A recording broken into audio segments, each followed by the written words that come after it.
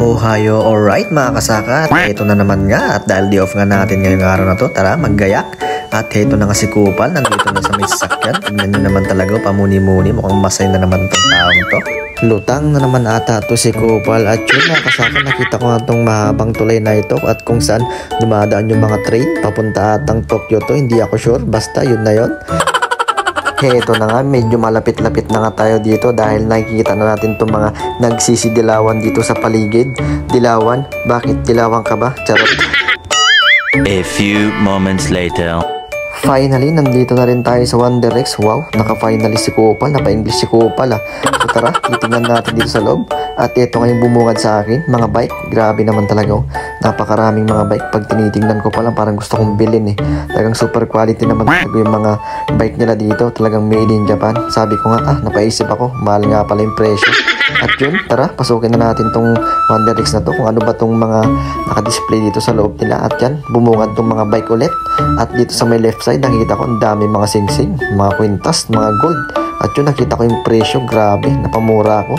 Kala ko mura, iba pala, mapapamura ka pala sa sobrang mahal. At eto nga ulit, di ba? Ang dami mga naka-display, mga damit, mga short at mga pantalon, 110 yen lang mga kasaka. Sulit na to, talagang mura na to. Kung sa peso to, nasa 40 pesos na. Parang okay na yung mga presyo nito mga kasaka. Kaya kung nagbabalak ka na magpa-box, pwede to mga kasaka. Bumungad nga din sa akin itong mga Christmas tree na to. At yan, tingnan ko ang presyo. Talagang affordable naman talaga oh.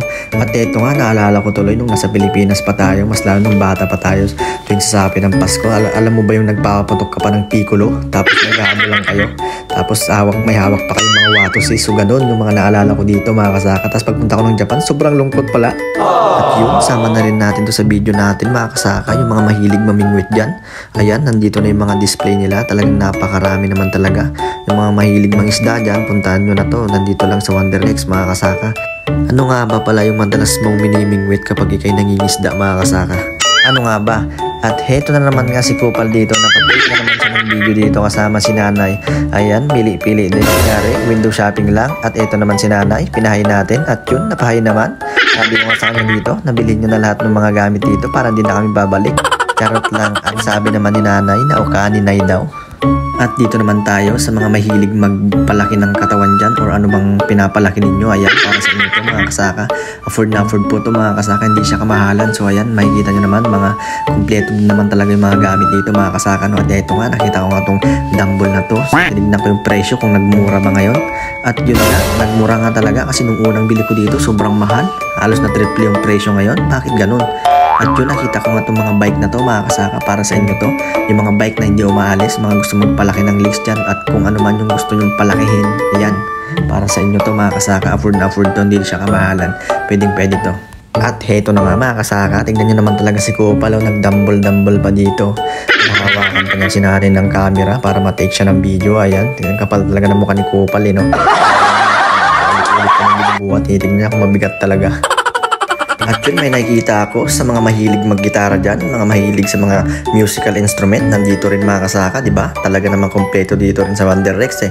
Kahit di tayo mahilig, ayan, napunta na rin tayo dito para may share ko rin sa inyo mga kasaka. Nakita ko nga rin itong mga speaker na to, di ba? Makikita nyo naman mga kasaka, iba't ibang klase mga speaker dito. Merong malaki, merong maliit. At ito nga, napansin ko nga rin itong radyo na to. May naalala tuloy ako dito nung bata pa ako. Mga panahon pa na naghahanap ka ng signal tapos binubuhat mo yung radyo, sabay hila antena, tapos lipat ulit kasi hindi mo kursunada yung channel. So ganun noon mga kasaka, pero ngayon halos lahat is Android na. So balik tayo dito ulit sa mga speaker mga kasaka, di ba? Tignan mo yung mga presyo dito, iba't iba mga kasaka. Afford na afford to mga kasaka. Kaya kung nagbabalak ka na magpadala sa Pilipinas, pwede kayo dito sa Wonder X mga kasaka kasi nga afford na afford yung mga presyo ng mga bilihin dito. A few moments later. Fast forward tayo mga kasaka at ito na nga, nakita rin natin tong second street na to. Kahirap-hirap namin hinanap, buti meron si Google Map, kaya thank you sa'yo Google Map. Kung wala ka, hindi namin makikita tong second street na to. Dahil itong second street na to, mga second hand din yung mga benta dito. Kaya pagpunta mo dito sa Japan, halos lahat dito meron ka makikita mga itong mga recycle shop, mga second street ang pangalan. So ayan mga kasaka, fast forward ulit, nandito na nga tayo sa loob. Ayan naman talaga, napabidyo na naman si Kupal. Kasama na si nanay, tingin-tingin ko nangyari mga kasaka. Tingnan natin yung mga display dito sa loob. Napakarami rin naman talaga. Afford nga ba dito or mas afford sa kabila? Feeling ko mas mura doon sa kabila eh. At yan, ikutin muna natin to mga kasaka. Iba't ibang klase rin talaga yung mga display nila, no? Ay, mayroon mga pangpainit ng tubig, mga induction cooker at kung ano-ano, mga pressure cooker, yan. Makakapili ka mga kasaka. Kaya kung nagbabalak ka na magpa-box sa Pilipinas, pwede to mga kasaka. Pwede kang tumingin dito ng mga pwedeng ipadala sa Pilipinas kasi meron din mga natsatsambahan dito na talagang sobrang mura. Kaya pag pumupunta ako dito, talagang tinatsambahan ko rin. Kasi dito naman talaga sa Second Street is halos lahat naman talaga is mga second hand. Pero quality mga kasaka. So, solid naman talaga yung mga gamit nila, mga benta nila dito kasi made in Japan talaga mga kasaka. No? At yan, palakad-lakad ulit si Kupal. At yan, halos lahat naman na ng display dito.